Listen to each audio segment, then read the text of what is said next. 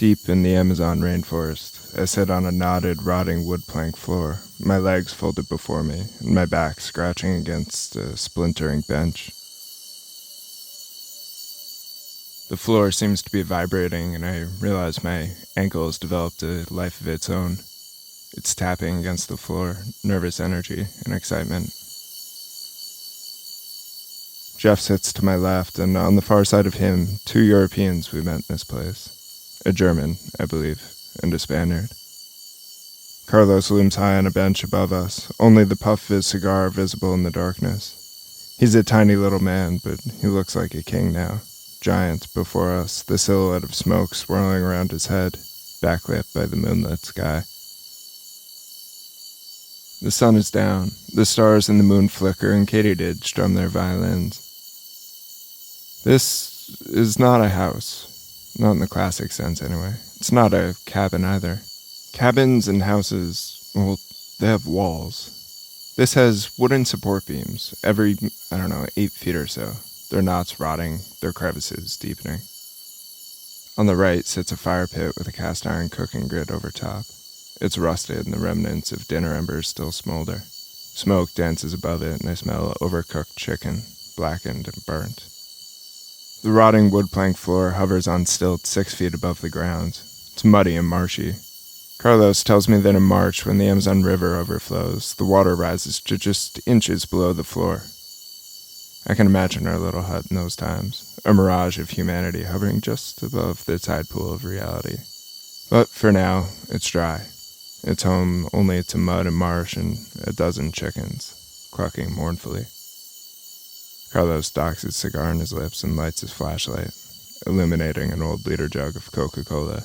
Its label's torn and long faded to pink. Inside is jungle excrement, a mulchy slush, woodland green. Carlos's eyes find mine and I realize they're piercing and brown, penetrating. I look to my leg, still quivering, and back into the eyes of the man before me. He brings the bottle of Coke to the lip of the mug, its tattered label flapping and falling and shifting. Sludge finds the spout, and all motion stops, and I swear to God the katydids cease their song. All is still except that woodland green mulch pouring from the spout of an old bottle of Coca-Cola for an eternity. All is quiet except the sound of spills and glugs tormenting a mug. Carlos extends the old wooden mug outward to me, chipped and grizzled now before my eyes, and I take it from his hands and swig. This is Baggage Claim, travel stories no one tells. I'm Will Conway. Today, well, you just have to wait for it. If you're new here and you are getting down with this kind of weirdness, make sure you subscribe. And if you're really liking it, I'd appreciate you sending it to a friend or two, or share it online. Let's get to it.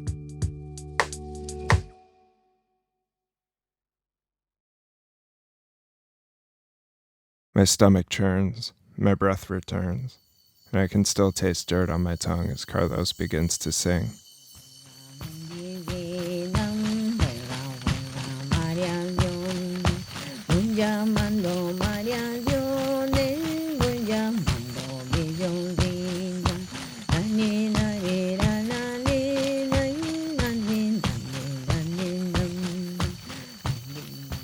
I slide myself away from the bench where I'm leaning, find open floor. I lay on my back. I close my eyes and begin a search for anything, really. Anything resembling an experience of any kind.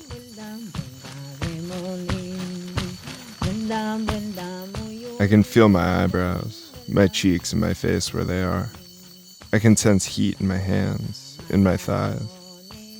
But I reassure myself that, it's nothing more than the experience of laying perfectly still and choosing to pay attention. My vision blurs in grainy television static behind closed lids, but it's normal static, the static of the moment before dream state, the highly ordinary acknowledgement that my perception of reality is imperfect and ever-changing.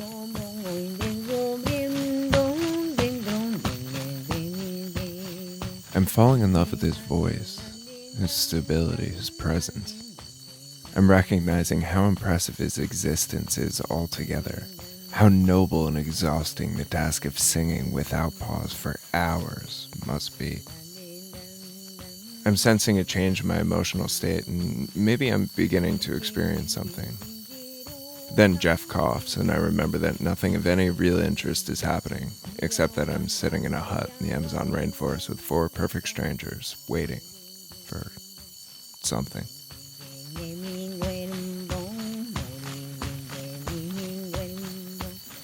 The difference between a hallucination in my mind's eye is far murkier than I'd previously perceived. I see a jaguar, but I see it in much the same way I've always seen jaguars when I call them to attention. It's a foggy blur of a jaguar, a memory, and its falseness makes it far from intimidating. I saw this jaguar in a 1998 Animal Planet documentary, and my mind is recalling it here, now, because I'm supposed to be seeing jaguars. I chuckle aloud at my own contrivance, and the jaguar just evaporates into the raw ordinariness of staticky eye stars. One particular flicker behind my eyelid seems brighter than the rest. It seems to wax into a new dimension. It morphs and becomes real. It's no longer a shimmering star in a faraway galaxy, but a firefly hovering in my atmosphere, cyan and effervescent. That's something.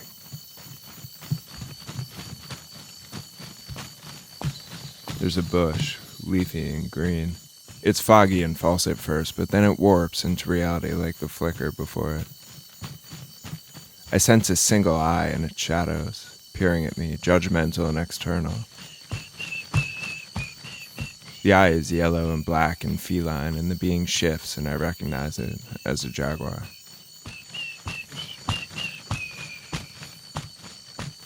I laugh to myself again, but this is not a jaguar of my memory. This is not a jaguar of my creation. No, it's too detailed for that. This is a jaguar of its own origin, of its own presence. It's slim and muscular and wise, and I am the object of its curiosity.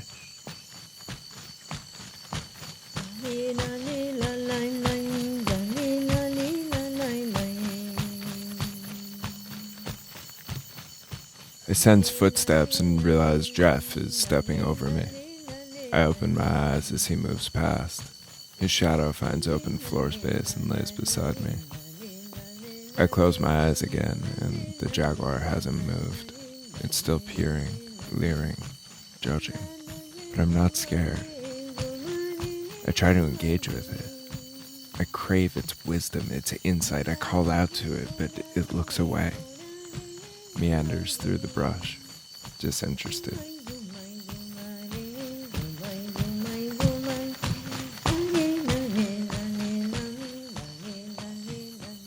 I see the eyes of a woman. She's yellow and dressed in blue, exotic and noble, like an Egyptian goddess. She's Cleopatra, or Nefertiti. She's ornate and regal, but spellbinding and beautiful. Her eyes are playful and flirtatious, and I know I've heard that voice before. I've seen that face. I call after her, but she blows a kiss and vanishes, her giggle echoing and fading.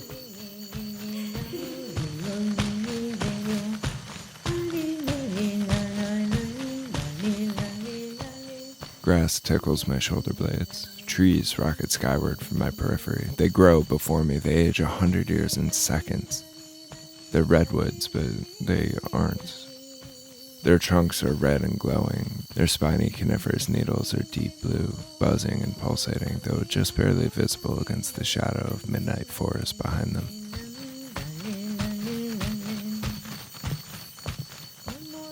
The moon appears bright above me, glowing pale against the matted sky. I leap from my field as high as I can. I climb the trees, still pulsating in red and blue. I suppose I don't so much as climb as I run upward. I reach out for branches and use them to propel myself 12 feet at a time. I experience no earthly setbacks. No tree sap stains my hands. No prickly splinters scratch my arms, but the moon is no closer. The trees are no shorter. They grow to accommodate my progress, and they stay perfectly tall above me. I leap upward again and again and again and again, but the moon only shines brighter and smaller, further away, taunting me. I fall to the ground, my back once more on the grass and the trees looming high in my periphery.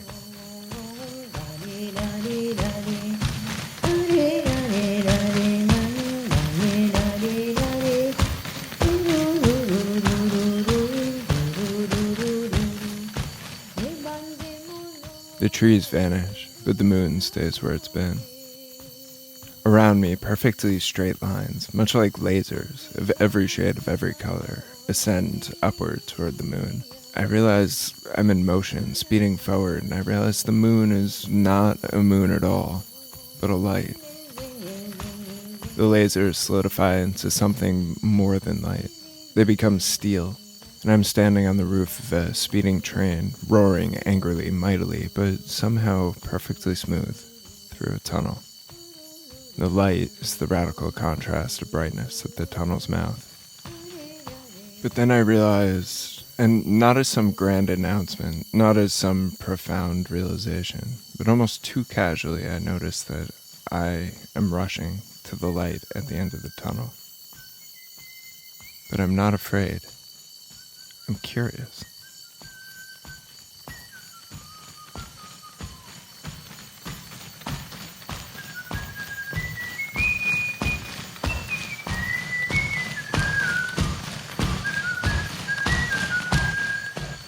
Around me, blackness and little fibers of brilliance, little effervescent bubbles of light. They're all pale yellows and blues and dull reds, and they float outward in every direction. The vastness of it all is too much to acknowledge. I rush forward atop that speeding train, but the light never grows larger, never brighter. It remains as it was, permanently fixed at a distance. For a moment I jerk myself into believing maybe it has grown larger and come nearer, and that I'm making progress. But then all returns as it was, and so I'm atop a speeding train in a landscape of infinite translucence and effervescence and mystery. And I am miserably bored.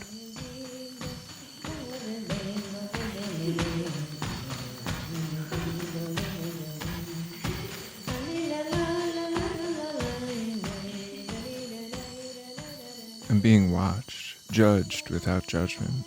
I see the eye of the jaguar again, inquisitive, in the form of the woman, playful yet calculating. It's like she's waiting for me, she's testing me, but I don't know what the test is.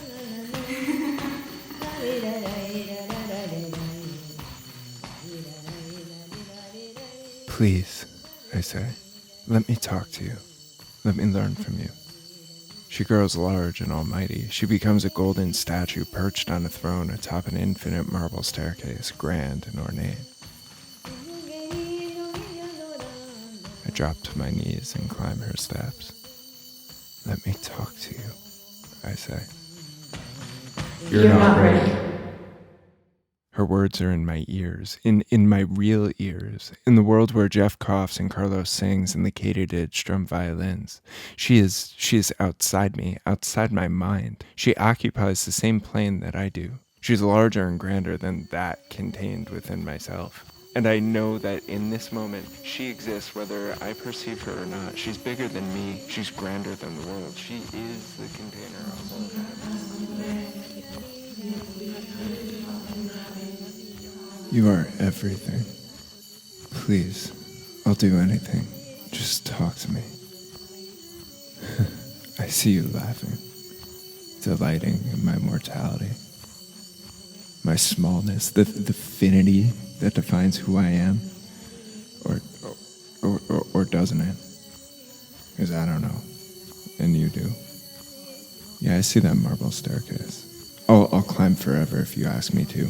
I'll climb and I'll climb and I'll climb and I'll make no progress. And yeah, you stay right there where you are. I'll come to you. Yeah, you and your little jaguar over there. What is that, your pet? Why do I have to chase? Why do I have to yearn? Why must it be so convoluted? Am I that difficult a project to figure out? I just want to do. I want to stop spending so much time thinking. But you just sit there and stare at me. What's that fucking bullshit? Just talk to me. Why don't you fucking talk to me?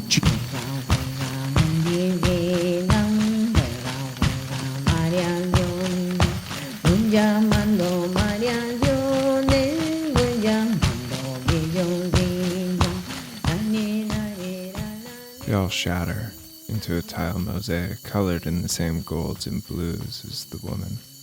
They reform into morphing patterns, diamonds and trapezoids, all noble and complex. Their patterns layer behind one another, out in endless directions and beyond my periphery. And I float among them all. I decide it must be a puzzle. I look for knowledge among them, my quest to find, something worth finding. I stay transfixed in their beauty, but I seek back doors and hidden passageways in their darker spaces. I search for hours, sweating and incapable, and I find nothing. There's nothing here. And I'm on the grass once more, buzzing redwoods of red and blue, and the moon high above, taunting me in my failure. I decide that's enough, and I open my eyes.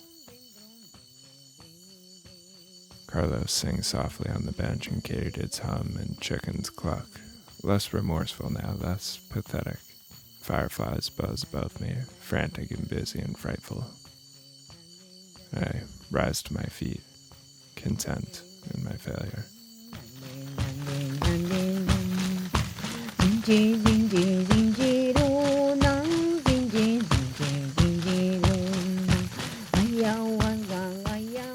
In time, the others join me, silhouettes rising from the splintered floorboards, black vacuums in the space of nothing but possibility, and Carlos ceases to sing. He rises after some time. I feel his gaze upon me, his eyes on mine and mine on his, and he smiles. Visiones? He asks. Sí, muchas visiones, I say. The German and the Spaniard and Jeff and I stumble back to our beds. How was it for you? Says Jeff. I failed, I say. He has no idea what the hell I'm talking about, but he pats me on the shoulder anyway, and I look out to the Amazonian tree line and see her, a sly smile tucked in the shadows. I think I'm going to stay here a little longer, I say.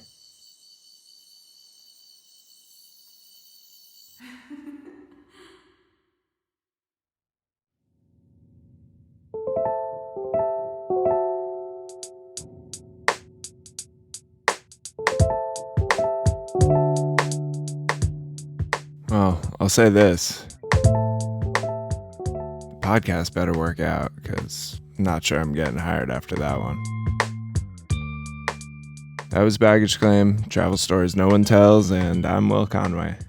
Hey, for everybody thinking about a membership that would keep Baggage Claim ad-free, as we start rolling out the interviews, there's going to be bonus content exclusive for members from those interviews. So if you're interested, text MEMBER to 332-877-9540. That number is in the description below. As, by the way, is the link for the show notes, which includes a full transcript of the episode, additional insight, fun facts, and credits. On that note, I have a huge credit to give for this episode. I spent an insane amount of time trying to find the right icaro for today's episode. That's the music that goes along with an ayahuasca ceremony. I eventually stumbled on the one that we use today. That icaro is performed by a man named Dona Cotrina. He's not the shaman that I worked with, but he's actually in the same community as Carlos from this episode. The songs you heard today exist in various places on the internet, so if you want to hear them again, that stuff is in the show notes. See you there. All right, friends. See you next Tuesday.